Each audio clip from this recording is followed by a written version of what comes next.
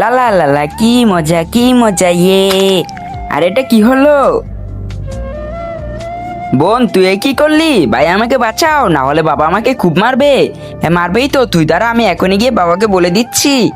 না ভাইয়া প্লিজ বলো না বাবাকে, বাবা আমাকে অনেক মারবে।